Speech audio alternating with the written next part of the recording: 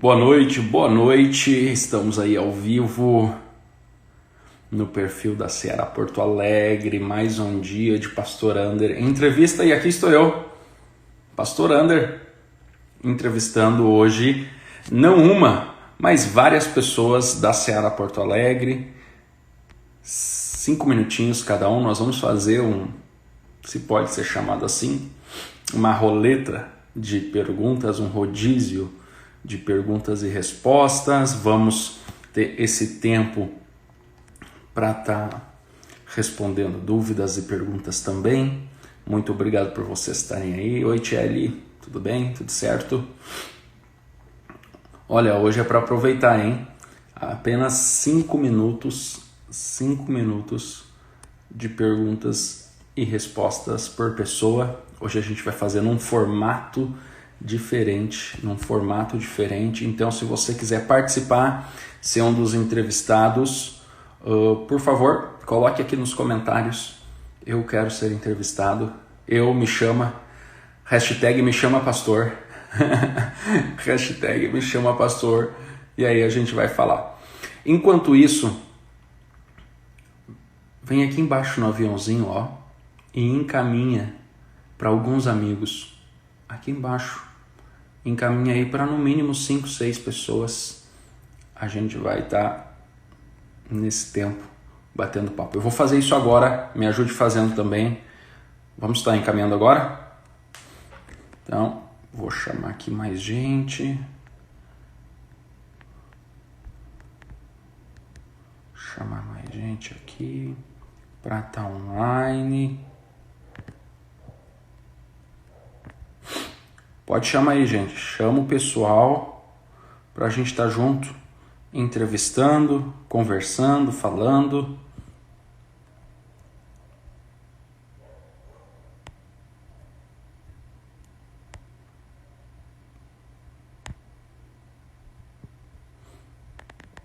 Bem, enviei e aqui estamos. Então, esse é mais uma live, mais um episódio do nosso Pastor Ander Entrevista, e eu estou entrevistando aqui sempre um membro da Seara Porto Alegre, alguém que está caminhando na fé com a gente, na nossa família, como também outras pessoas, que vai começar a acontecer semana que vem, segunda-feira. Eu vou estar entrevistando aqui um biomédico, para estar falando um pouquinho mais sobre o coronavírus e essas coisas mais. Um biomédico que é meu mentorado, que eu tenho caminhado e ajudado ele. Ele não faz parte da nossa igreja, mas faz parte da igreja Open ali da Cavalhada, e ele vai estar falando um pouquinho mais sobre toda a situação. Ele trabalha no Santa Casa e vai estar explicando como é que está toda essa situação aqui na cidade e como nós podemos nos prevenir melhor, e também o que é verdade e o que não é verdade. Então, na próxima live, que vai ser na segunda, porque amanhã a live é o culto. Amanhã a gente tem culto, domingo nós temos o culto, tá bom? Então, ficamos avisados disso, não perca tanto o culto amanhã quanto a live de segunda de entrevista com esse biomédico. Beleza? Alguém quer participar? Senão eu já tenho uma pessoa para chamar. Alguém quer participar? Fala eu, pastor, ou pede para participar aqui do bate-papo. Senão eu vou chamar uma pessoa. Chamar a pastora Stephanie, então, já que ninguém...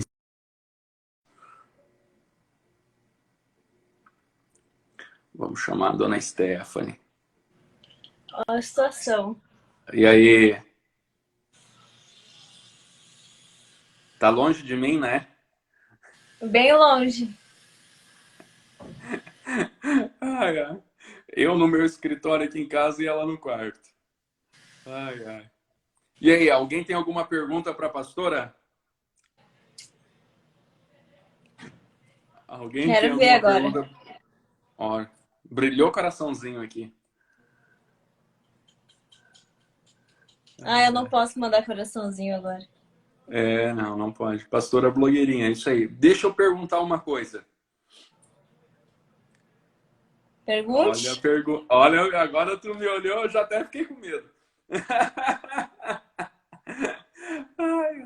Ah, por que tu não queria ser pastor? Ó, perguntaram ali, ó. Como vocês se conheceram? Tu conta ou eu conto? Eu conto, eu que vou ser entrevistada. Ah, sim, desculpa. A gente se conhece desde sempre. A Desde sempre Thalita. mesmo. É que assim, ó, na verdade, os meus pais e os pais da Thalita são amigos desde que a gente se conhece, por gente, desde antes da gente nascer. E daí, quando a gente nasceu, então a gente já tinha uma proximidade, certo? E o pastor Ander é primo da Thalita, mas os pais do pastor Ander também iam na igreja do meu pai. Então a gente, tipo, meio que cresceu junto, assim, mas a gente não tinha nenhum tipo de amizade nem nada. A gente se conhecia mais porque a gente sabia que ele era o primo da Thalita, que era nossa amiga e vizinho da Thalita, do que na igreja, assim. Na igreja era. Daí quando o Ander tinha o quê? 5 anos? Tu 7. saiu? 7 anos. Então, se tu tinha 7, eu tinha 5. Então, eu não me lembro dessa época, praticamente nada, porque daí o Ander, os pais dele foram para outra igreja e ficaram lá até os teus. 7 anos ficaram lá, ficaram até os meus 14. Então eu ouvia histórias dos meus pais, tipo assim, o Ander, o primo da Thalita, era da nossa igreja. Então eu escutava muito isso e eu via as fotos dos nossos aniversários, de 1 aninho, 2 aninhos e tal. O Ander tava lá junto no meio, mas eu não, tipo, a gente não teve nenhum contato. Daí quando o Ander foi para a igreja dos meus pais, eu e a Thalita, Samu, a gente estava no grupo dos adolescentes e o pastor Ander estava no grupo dos jovens. Então a gente também não se encontrava porque a igreja era bem grande e tinha também, tipo, a gente tinha o nosso grupo, eles eram mais velhos, tinham um grupo deles, então a gente também, eu sabia que eles tinham voltado para nossa igreja, mas também só de vista, assim, a gente não se falava, né? Essa história procede, Sete. procede a história. E daí, o que aconteceu foi que eu fiz 15 anos e a minha mãe estava preocupada porque eu não queria ir para o grupo de adolescentes, porque eu era muito, de jovens, aliás, porque eu era muito tímida. E a minha mãe conversou com o Ander, porque o Ander fazia parte do grupo da liderança dos jovens. Então a mãe conversou com o Ander, com todos os líderes, na verdade, né? Para dar uma conversada para dar uma conversada comigo, se aproximar de mim um pouquinho, porque a mãe estava um pouco preocupada, assim, por causa da minha timidez e tudo. Ela sabia que se eu não tivesse nenhuma amizade, eu ia acabar ficando, tipo, de fora, assim, sabe? Então, mais ou menos isso, né? Daí, nesse meio tempo, eu achei o Ander no Orkut. E daí eu pensei, vou adicionar o primo da Thalita, né? No Orkut. Olha os papos do Orkut, né? Daí o Ander logo em seguida me mandou um WhatsApp, que o pastor sempre foi assim, tipo, metido a. Não tinha o a... WhatsApp, Stephanie. Não era o Messenger. É, MSN. MSN. exato.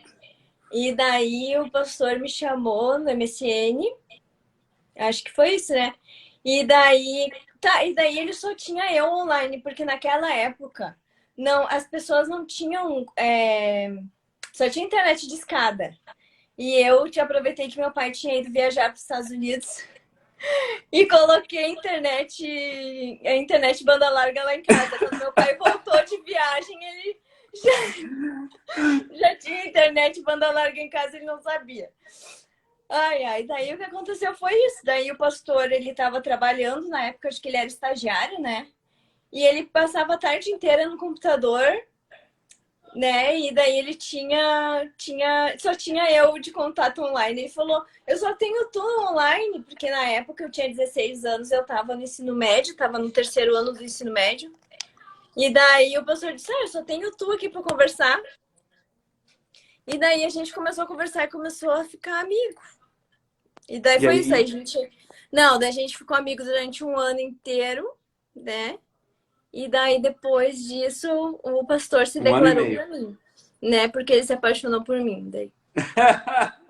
Aí eu disse pra ele, tá tudo certo, né? Segundo os Vamos nossos pensar. amigos, já rolava uma intenção antes, mas deixa quieto. Deixa Uma quieto. intenção da tua parte, né? Ah, sim, sim, claro. Mas é isso aí, foi assim. A amizade, o Aitner botou que a amizade se tornou colorida. É, se tornou colorida, depois mais do que isso. Mas não, tipo, quando a gente virou amigo e tudo, não tinha intenção realmente nenhuma. Nenhuma, eu não nem passava na minha cabeça a hipótese de namorar com o pastor Ander. Nossa, nem passava na minha cabeça hipótese alguma. Ai, ai. Não queria saber dele. E ele também acho que não queria saber de mim também. Também não. A gente realmente virou amigo e bem amigo, mas só amigo mesmo. Tipo, não tinha intenção nenhuma de se apaixonar, de verdade. Pelo menos da minha parte não tinha. Da minha também não. E daí, que E aí, mais? mais alguma pergunta para a pastora? Alguém tem mais alguma pergunta para a pastora? O Wilson tinha botado uma aqui que eu respondo até. Sim, ela sempre foi cristã, né? Sim, é porque meu pai é pastor, né? Então, quando eu nasci, o meu pai já era pastor ali na Seara Cachoeirinha.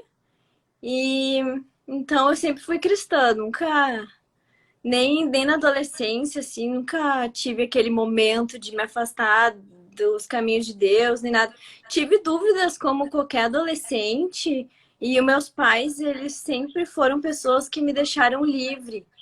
Sempre me deixaram livre para escolher o que eu quisesse.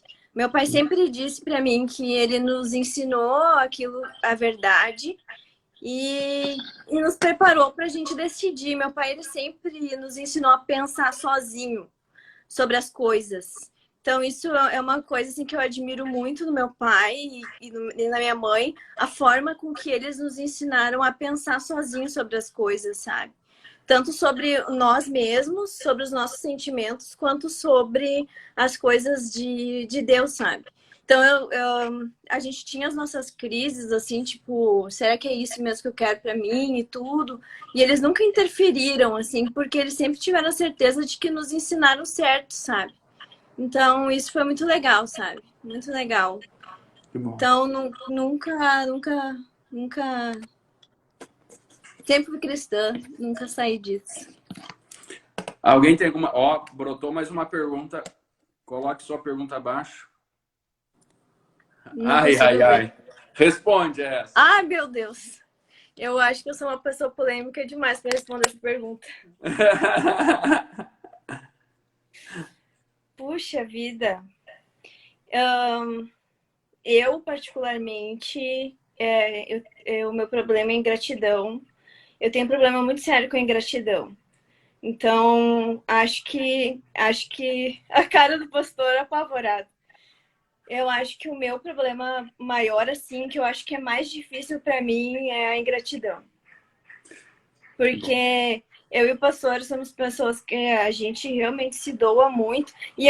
O fato de eu ser filha de pastor, isso é muito maior dentro de mim, pelo fato de eu ver eu cresci vendo as pessoas sendo ingratas com os meus pais, sabe? Então a ingratidão não é só em relação a mim, mas em relação também aos meus pais. Faz parte da Então, história tipo, da vida já, né? exatamente, tipo, eu vi meus pais sofrerem em silêncio e voltarem lá e mesmo assim amarem e cuidarem da pessoa, mesmo depois da pessoa ter virado as costas e ter feito coisas contra ele. Então, acho que a ingratidão é uma marca assim que para mim é algo muito difícil assim. Quando eu me deparo assim com uma situação de ingratidão, eu preciso dar um tempo assim. Aí, ó, Então, mais acho que a alguma ingratidão, eu acho que para mim, Stephanie, a coisa mais difícil é isso, é a ingratidão. É as pessoas não terem empatia de olhar assim, nossa, o que eles fizeram por mim, talvez ninguém faria, sabe? Tipo, conseguir respeitar a nossa opinião em determinadas situações, porque nem sempre a gente vai concordar com a pessoa, e às vezes a pessoa, por um detalhe de alguma coisa, acaba virando as costas e falando mal da gente e tudo. E isso machuca bastante. Então, para mim, eu acho que a coisa mais difícil é a ingratidão. Outra pergunta da Lídia agora. Qual a coisa mais marcante que vocês fizeram juntos? Ah, no ministério ou na vida pessoal? Eu acho que em tudo aqui. Eu acho que a coisa mais marcante que a gente fez junto foi se mudar para o Mato Grosso do Sul, porque eu não queria. Hoje, a gente tem 19 anos, e quando eu não queria que o pastor Ander fosse pastor, né? Isso eu sempre disse para vocês, né, que eu não queria que ele fosse pastor. E eu, por causa dessas, principalmente dessas questões, assim, de feridas mesmo, de crescer numa família de pastor, né? E daí eu disse pro pastor Ander, eu não quero que tu seja pastor. E logo que a gente casou, a gente ficou meio perdido, assim, porque eu terminei a minha faculdade e eu estava realizada, mas o pastor Ander não estava realizado. Ele estava vivendo a vida dele, mas não conforme ele tinha sonhado, né?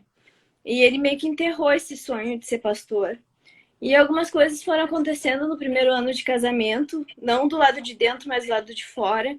E o meu pai, ele sugeriu para nós, olha, aconteceu uma oportunidade para vocês fazerem um estágio no Mato Grosso do Sul. Então, quem sabe vocês não peguem e vão para o Mato Grosso do Sul e fiquem lá durante 6 meses, pastoreando uma igreja longe de mim, que não tem nada a ver comigo, não tem ligação nenhuma comigo. Porque a questão nossa ali na Seara Cachoeirinha também tinha a ver com o pai, né? Enfim, não com ele, não com a pessoa dele, mas com os membros terem a referência dele, né? E aí a gente decidiu, a gente conversou, a pastora Ander, e a gente decidiu, vamos pra lá, porque aqui a gente não tem nada que nos prenda aqui, né? A gente botou o cachorro dentro do carro e foi pro Mato Grosso do Sul, de mudança para lá, né? Para ficar 6 meses lá. E lá a gente conheceu pessoas maravilhosas, né? A Fran tá aí. E até hoje a gente é amigo, né? A gente se fala praticamente todos os dias, todas as semanas. Então, teve histórias que nos marcaram lá no Mato Grosso do Sul. Foi a primeira vez que a gente morou num lugar totalmente fora da nossa realidade. Era uma cidade do interior.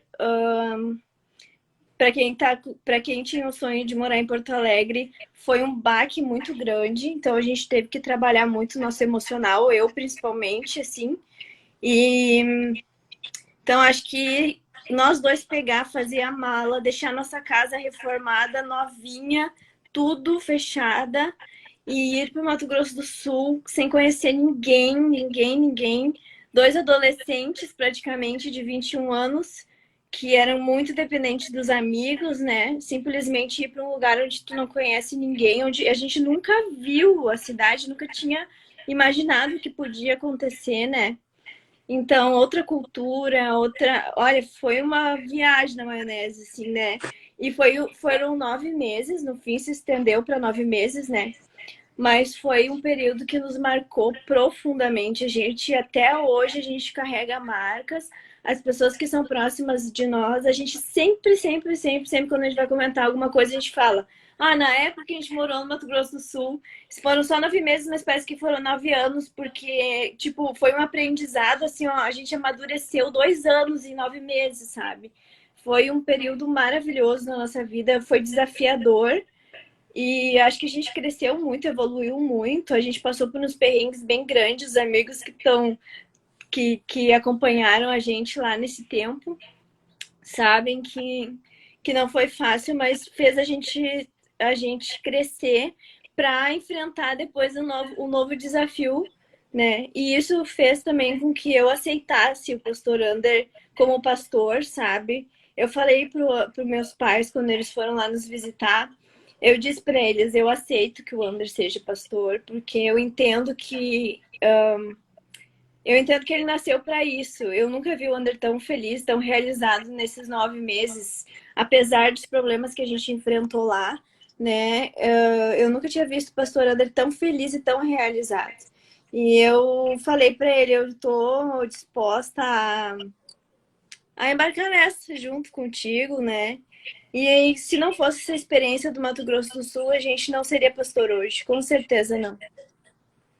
A gente precisou ir para lá. Foi muito. Então, foi a coisa mais marcante, mais louca que fez e mudou o destino da nossa vida. É isso aí. Então, é isso.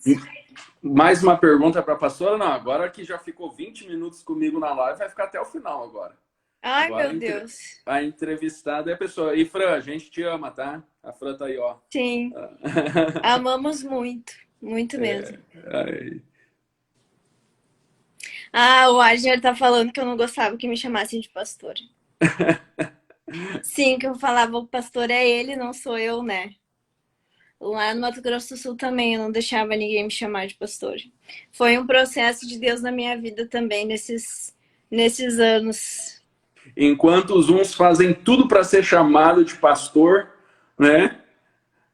Querem dar até um rim para isso. Aí a É gente vê porque o não. coração dos caras. É exatamente, essa é a Aí a gente vê questão. o coração dos caras. Não, o Atner, a Liz está falando aí, o Atner sempre colocando pilha, né? O Atner. Sim, sempre. Mas e aí, mais perguntas para a pastora? Comenta aí no comentário ou coloca aqui no ponto de interrogação aí, pergunte para a pastora. Ó, a pastora Stephanie entra em qualquer lugar já muda o ambiente. Ó. O nome do nossa live era o Pastor Under Pergunta. O Pastor Under Entrevista. Agora é Pergunte para a Pastora. Viu só? Ai, meu Deus, tá? É um muito puxa-saco.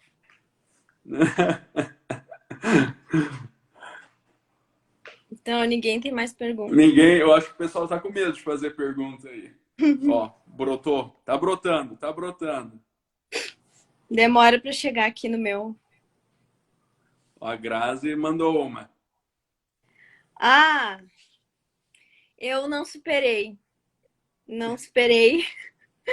Falando bem sério, assim, não superei bem ainda. Na verdade, a minha timidez, assim, é... Puxa vida, eu não sei explicar. Na verdade, a minha timidez, com as minhas ovelhas, eu consigo ter confiança. Eu me sinto com... porque eu acho que a timidez, ela tem vários níveis, né? Então, eu acho que a minha timidez com os meus discípulos, por exemplo, se eu estou com as minhas ovelhas, eu não tenho problema nenhum em falar, em conversar. Eu tenho muita dificuldade de fazer live, por exemplo, de aparecer online.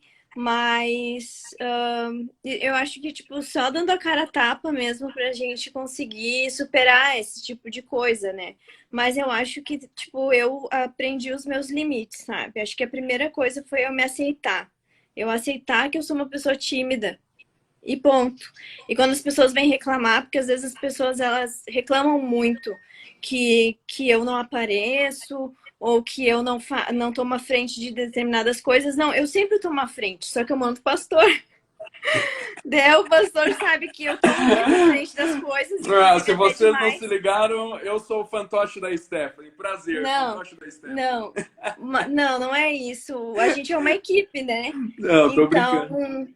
Sim, exato. então é isso, assim, eu tenho. Eu aprendi a respeitar os meus limites, como eu aprendi a me aceitar, porque eu sempre quis me consertar. Aí eu sou tímida, eu preciso consertar isso, eu preciso consertar isso, eu preciso consertar isso. E chegou um momento que eu aprendi que eu não preciso consertar isso. Eu só preciso aceitar que eu sou tímida e me desafiar naquelas coisas que são necessárias dentro do ministério, né? Então, aquelas coisas que eu realmente preciso me superar, tipo, falar em público, por exemplo, é uma coisa muito desafiadora para mim, porque eu não consigo é, me concentrar, não consigo racionalizar, eu fico nervosa demais, isso faz parte da ansiedade social, mas eu consigo, tipo, buscar meios para conseguir melhorar nisso, porque em determinadas situações vai ser exigido de mim isso, eu vou precisar realmente falar em público, eu vou precisar conversar em determinadas situações, então eu, eu me aceitei e me desafio, mas eu me desafio quando eu realmente me sinto confortável em me desafiar, sabe? Tem situações que eu vejo que ainda para mim são muito difíceis dentro da ansiedade social, dentro da timidez, e eu me permito não fazer, sabe? E eu agradeço a Deus pela vida do pastor Ander, assim, porque ele não é tímido, ele não é uma pessoa tímida, mas ele entende completamente a minha situação. Apesar de ele não saber o que eu sinto, ele consegue entender. Tipo, a Stephanie é tímida, ele sempre pergunta, tu gostaria de fazer tal coisa? E daí eu falo, não, eu não estou preparada para fazer isso agora. Daí ele diz, tudo bem. Ele não fica, mas tu tem que tentar. Mas porque ele sabe que não é assim que funciona, não é botando pressão ou se esforçando. Então eu entendo os meus limites, o pastor Ander entende os meus limites também, e a gente consegue funcionar. Eu vejo que desde que eu aceitei, tipo, trabalhar dentro do ministério pastoral, eu tenho me desafiado todos os dias. E tem muitas coisas que eu consegui realmente. Eu não falo superar, porque isso é toda vez. Toda vez que eu vou falar em público é o mesmo desafio, é o mesmo problema. Toda vez que eu vou ter que confrontar. Eu até não tenho muito problema com confronto, mas eu tenho problema, às vezes, de falar, tipo, até numa célula, sabe? Quando tem mais de uma pessoa que eu não tenho intimidade, eu já tenho uma dificuldade de falar. Então, são desafios diários e é exatamente isso. Tipo, eu vou me permitindo não querer fazer alguma coisa, não querer aceitar algum desafio. E eu me permito aceitar desafios de vez em quando. Então é isso, eu vou dosando. Mas a primeira questão foi me aceitar. Tipo, eu aceitei que eu sou uma pessoa tímida, aceitei que a timidez não tem problema nenhum, aceitei que talvez isso não tenha uma solução mágica para isso. E eu acho que dentro daquilo que eu mais. Como é que você. Dentro daquilo que eu entendi, eu consigo me proporcionar melhorar e me permitir evoluir, sabe? Eu acho que eu evolui bastante nos últimos anos. Quem é minha ovelha já lá da época de São Leopoldo, acho que pode dizer isso, né?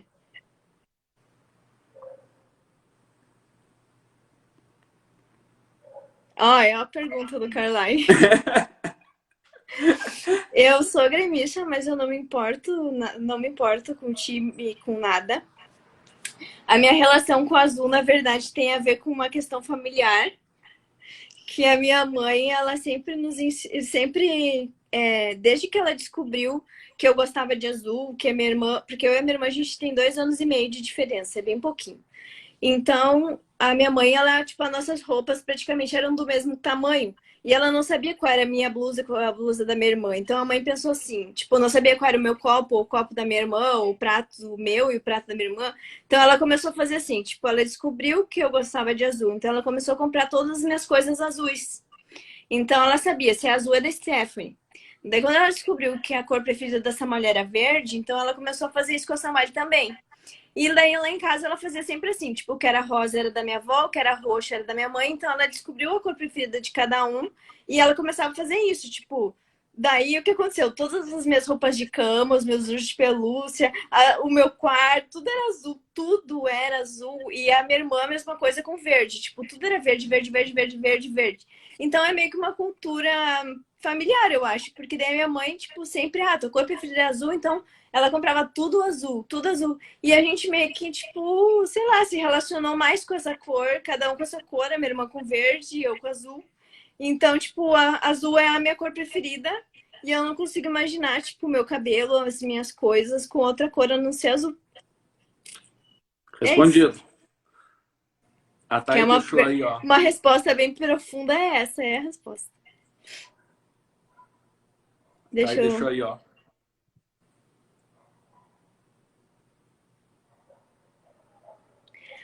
Lidar com as expectativas das pessoas. Poxa vida, eu não sei nem como responder essa pergunta. Porque a pessoa que é tímida tem um problema justamente com isso, né? Com a questão da expectativa com as pessoas. Então, para mim, é um exercício diário que eu tenho que fazer. Hoje, quando alguém me confronta num sentido de tipo, eu esperava mais de ti, ou eu esperava que tu reagisse de uma forma tal, Aí eu sempre falo, olha, infelizmente essa sou eu não tem como adivinhar que tua expectativa sobre mim era outra. E é isso aí. Mas é um exercício diário que a gente tem que fazer, senão a gente se deprime. É bem isso. Eu creio que a gente precisa aprender a proteger as nossas emoções, né? Porque as pessoas sempre, tanto em qualquer relacionamento quanto na igreja, no nosso caso também no pastoreio, as pessoas sempre vão exigir de nós coisas muitas vezes que vão além da nossa alçada, coisas que muitas vezes a gente no momento não pode oferecer, porque nós somos humanos, nós temos as nossas limitações e não tem nenhum problema com isso. E saber não se chatear quando a pessoa exigir algo que a gente não deu ou não possa dar. Porque as pessoas fazem isso. Nós muitas vezes fazemos. Nós temos que simplesmente saber lidar com isso dentro de nós. Não é fácil. Não é fácil É, ouvir algumas coisas, saber é. lidar, não é fácil. A gente também tem que ter o bom senso, né? De tentar sempre se colocar, aquilo que a pastora falou, a empatia. Se colocar no lugar da pessoa, será que ela viu? Será que ela percebeu? Dá um exemplo, já teve gente que ficou chateado comigo, como pastor, porque passei e não cumprimentei. E a pessoa veio tirar a satisfação comigo. Pastor, foi querido, me desculpa, hoje eu tô com a cabeça cheia de problema, eu tenho muita coisa para resolver e não percebi que tu estava ali, me perdoe. Uhum. Acontece, a pessoa teve uma expectativa que não foi suprida e a gente entende que ela ficou chateada com aquilo porque ela espera de nós isso.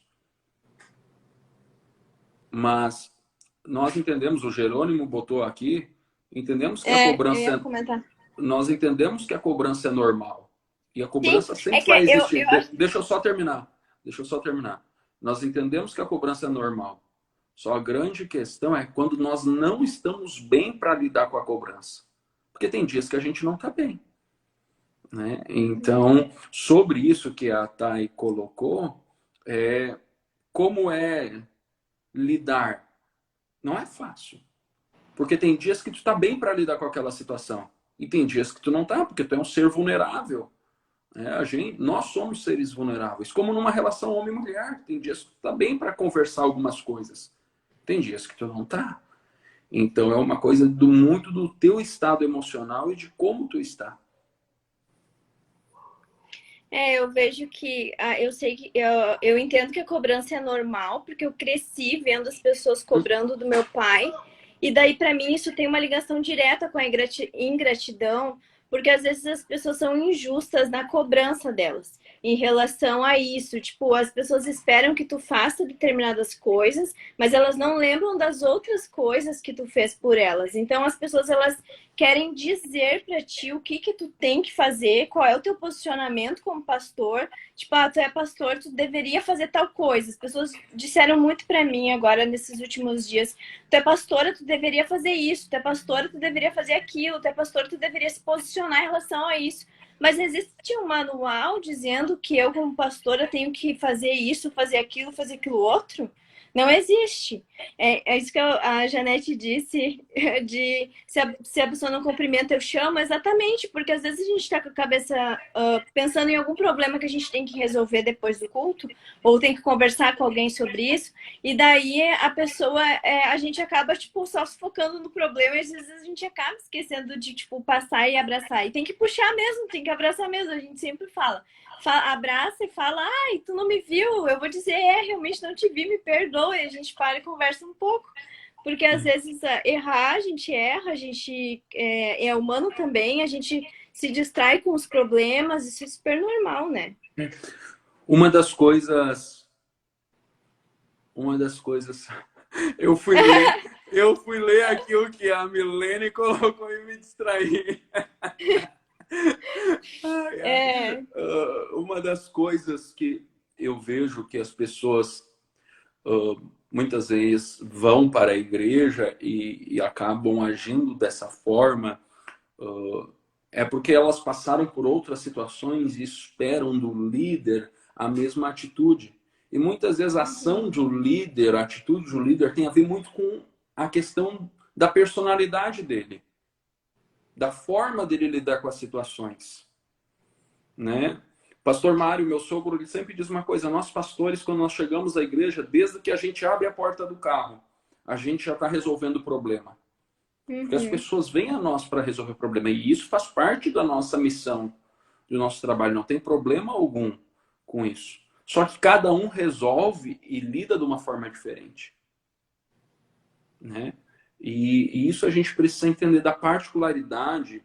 E uma das coisas que eu acho que a ingratidão produz e caminha junto, não sei se uma produz ou outra, ou caminham junto as duas, é a comparação. Porque, mas o fulano de tal faz. Lá na outra igreja acontece isso, acontece aquilo. Né? O outro pastor fulano que eu conheço faz isso. Mas cada pastor é um pastor. Né? Cada igreja é uma igreja. E quando nós É. começamos a Seara Porto Alegre, já vou deixar de falar. É que a entrevista é Vocês comigo, né? pensam Mas que tudo bem. pensa eu e a pastora conversando em casa. É assim, um falando e outro falando junto. Né? Os dois falando ao mesmo tempo. Mas até esqueci o que eu estava dizendo. Mas nós temos que entender que nós começamos a Seara Porto Alegre num estilo de igreja para favorecer o relacionamento das pessoas e o relacionamento pastoral também. Para que não fique pesado para as pessoas e não fique pesado para os pastores. Mas, benção. Fala, pastora. Não, eu queria dizer que realmente é bem ligado com a questão da ingratidão, porque às vezes as pessoas nos comparam muito, tipo, isso que o pastor disse, com outro pastor, com outro ministério, com outro não sei o quê. Só que as pessoas esquecem de se colocar no lugar de que, tipo, pô, a gente tem um monte de coisa na cabeça, às vezes a gente não pensou igual o outro pastor, às vezes a gente não, sei lá, sabe, tipo, deixou passar sem querer, enfim. Às vezes as pessoas não pensam que, tipo, a gente tá de férias, ou a gente tá cansado mentalmente, ou às vezes a gente, tipo, tá pensando em outra coisa e não viu a situação, enfim. Então, tipo, todo mundo passa por situações, mas a gente não pode passar, sabe? Todo mundo pode ficar triste, mas a gente não pode ficar. Todo mundo fica magoado, mas a gente não pode, sabe? Por que a gente não pode? Então, é bem ligado com a questão da empatia. Tipo, as pessoas criam expectativas em relação ao líder, mas não conseguem ter empatia de pensar. E eu, se estivesse no lugar deles, será que eu não ia ficar triste? Será que eu não ia esquecer disso? Será que eu ia chorar, sabe? Então, é bem ligado com a questão da empatia, com a questão de se colocar no lugar e deixar fazer o quê?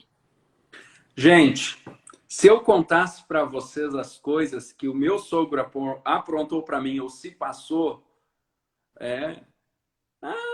teria desculpa para falar, dizer, mas nada, minha decisão é continuar. Eu lembro Eu quando acho eu assim. tava namorando a Stephanie, deixa eu contar essa história, deixa eu contar. Tava namorando a Stephanie lá na Igreja de Pedra ainda, eu tava no seminário e tinha uns outros 5 ou 6 no seminário. E o pastor Mário chamou nome por nome do pessoal que estava estudando para apresentar para a igreja e orar. E eu já estava na casa dele, já namorava a Stephanie há uns 2 anos e ele esqueceu de mim. Esqueceu completamente. Ele chamou, apresentou todo mundo e falou: esses são o pessoal que está estudando teologia em preparação para o ministério. As pessoas que estavam à minha volta me olharam e falaram: e aí, Ander, tu não está mais? O que está acontecendo? A igreja cheia, tinha umas 300, 400 pessoas. Eu falei: tô, mas ele esqueceu. Ele esqueceu. Imagina se fosse outra pessoa. Já ia ficar amargurado, já ia, meu Deus, o pastor esqueceu de mim. Meu Deus do céu, isso, aquilo, outro. Cara, acontece. No outro dia ele me ligou, falou: Ander, esqueci. O pessoal me lembrou aqui, eu acho que foi até a Stephanie, a minha sogra, que lembrou ele, e tal. Esqueci, me perdoa. Eu falei: de boa. Sabe, não ter esse peso. Nós começamos a Seara Porto Alegre de uma forma leve e suave. Né? O Adner falando. Ai, ai, ai. Nós começamos a igreja de uma forma leve e suave. E a igreja tem que ser assim. E nos relacionamentos intrapessoais com o pastor, nós queremos ser muito suave para facilitar esse negócio de relacionamento. é verdade, Tati. Ela vai fazer. Não, eu nada, ele tá roubando minhas perguntas aqui. Isso é só uma das coisas. Então, quando o teu coração tá junto e tá leve, comprometido, pode acontecer várias. Essa foi apenas uma das várias vezes. Entende? Poxa. Eu acho que dentro de tudo isso, o mais importante é que a gente tenha Deus junto conosco, sabe?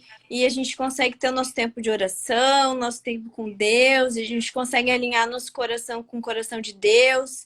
Então, daqui a pouquinho, essas coisas passam, e daí tá tudo certo, a gente tá pronto para outra, e é isso aí. E oferecer um café para Thay. É, não, a Thais, coitada, tem muitos. Ah, eu já tentei matar ela 2 vezes já. Fiz uns Ai, gente, é café demais. horrível. Isso fica para outra história, outra história. Tá, escreve ali depois que eu tentei matar ela. Ai, ai. Vamos ver, tinha pergunta aqui, pessoal para a Cadê? pastora. Ai, sumiu a pergunta da Thay. Cadê? Não, era essa aí. Ah, tá. Tinha alguém que tinha colocado aqui. Deixa eu só pesquisar, voltar. Mas obrigado pela participação de todos aí. É isso aí, Fran. A Fran escreveu ali.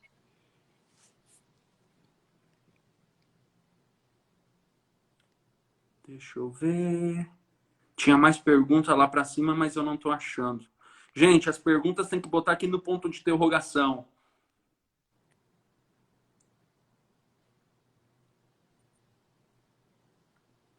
Aí para eu poder achar fica mais fácil.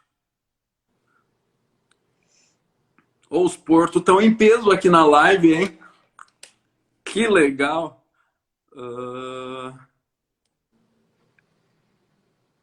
É isso aí. Alguém tem mais alguma dúvida? Senão eu não estou conseguindo achar aqui. Deixa eu ver se abriu mais alguma. Eu estou apertando para aparecer aqui as perguntas e está voltando para trás. Não? Nenhuma pergunta? Ah, ó. Quais são os planos da pastora para o futuro? Puxa vida. Meus planos para o futuro, nossa, morar nos Estados Unidos. Tô brincando. Não é. Não fala isso, pessoal. O pessoal vai ficar apavorado. Não, eu só tô falando para incomodar mesmo, gente. Não é. Nosso objetivo de vida, na verdade, sempre o nosso sonho foi começar uma igreja do zero em Porto Alegre, tá? Então, nosso maior objetivo na nossa vida agora, nesse momento, é fazer com que a Seara Porto Alegre cresça, que a gente possa ajudar o maior número de pessoas possíveis a se encontrar com Deus, a se encontrar dentro delas, porque quando a gente trabalha o espírito, a gente trabalha a alma também. E, e o físico também, porque acho que tudo é uma bola de neve, né? E então o nosso objetivo para o futuro nesse momento, é estabelecer a igreja, é estabelecer essa era Porto Alegre aqui em Porto Alegre, que a gente faça uma base forte, que a gente possa ajudar o maior número de pessoas possíveis, que a gente possa treinar líderes, para que os líderes façam o mesmo que nós fazemos uns pelos outros, e que depois disso a gente possa multiplicar as searas pelo Rio Grande do Sul. Esse é o nosso objetivo a longo prazo, a longo prazo. Depois que a gente tiver uma base bem estruturada aqui na Seara Porto Alegre, aqui em Porto Alegre, quando a gente tiver líderes suficientes, que a gente pensa, nosso objetivo é nós treinarmos os pastores que vão depois, futuramente, para outras igrejas. E é isso. Espalhar searas por todo o Rio Grande do Sul. Esse é o nosso objetivo de vida para o futuro, né? A nível ministerial, né? Principalmente. Porque é que eu e o pastor, por sermos pastores, a nossa vida pessoal ela é muito ligada na vida ministerial. As duas coisas meio que se fundem, às vezes, né? A gente não tem como falar de uma coisa e não falar outra junto. As pessoas perguntam, vocês têm vontade de morar nos Estados Unidos? Não, não tenho. Tenho vontade de ir lá todo ano, com certeza. Mas não tenho vontade de morar lá, porque esse não é o objetivo da minha vida. O meu objetivo de vida é estabelecer Serra Porto Alegre, é estar aqui. Eu amo esse país, eu amo esse estado, né? E se um dia Deus nos mandar para outro lugar, a gente vai. A Fran, que tá aí, por aí, ela nos conhece há muitos anos, né, lá no Mato Grosso do Sul, e ela sabe que a gente não ficou no Mato Grosso do Sul porque a gente tinha certeza no nosso coração que o nosso objetivo de vida era aqui em Porto Alegre. Eu disse para ela, a gente vai voltar para Cachoeirinha, a gente não sabe quanto tempo a gente vai conseguir realizar o nosso sonho de Porto Alegre. Mas a gente veio para cá de volta e a gente pensou. Aí meu pai mandou a gente para São Leopoldo, porque ele disse que nós precisávamos aprender a ser pastores de uma igreja. E foi um tempo maravilhoso. Eu amo São Leopoldo, eu amo o tempo, a história que a gente criou lá. E eu, por mim, tinha ficado lá para sempre, porque amava aquele lugar, né? Amo a Seara Porto Alegre hoje muito mais. E a gente teve muitos desafios aqui na Seara Porto Alegre também, vindo para cá. Mas a Fran sabia que mesmo, tipo, pra gente sendo impossível começar a igreja Seara Porto Alegre, tipo, a gente não tinha nenhum tipo de ideia que isso poderia acontecer um dia, mas a gente tinha certeza que esse era o nosso objetivo de vida. E graças a Deus a gente teve a sorte de 5 anos depois estar vivendo, 4 anos depois, né, da volta, a gente já estava vivendo aqui em Porto Alegre, começando esse sonho. Então eu creio que são desafios, mas o nosso objetivo de vida para o futuro é esse, sempre foi esse. E o dia que a gente alcançar o nosso objetivo, eu tenho certeza que Deus vai nos mandar um novo objetivo. E eu espero que seja por aqui.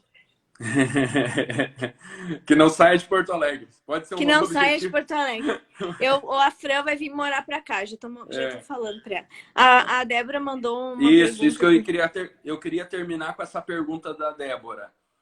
O que tu diria para a Stephanie há 6 anos atrás, quando vocês estavam vindo para cá, para Poa? Puxa vida. Eu diria, vocês vão passar por muitos problemas, por muitas situações difíceis, mas aguenta firme que vai dar tudo certo. Não duvida, sabe? Porque foi muito difícil. Os primeiros 2 anos foram muito difíceis, muito. E hoje, vocês que estão chegando agora podem pensar, mas a igreja é pequena.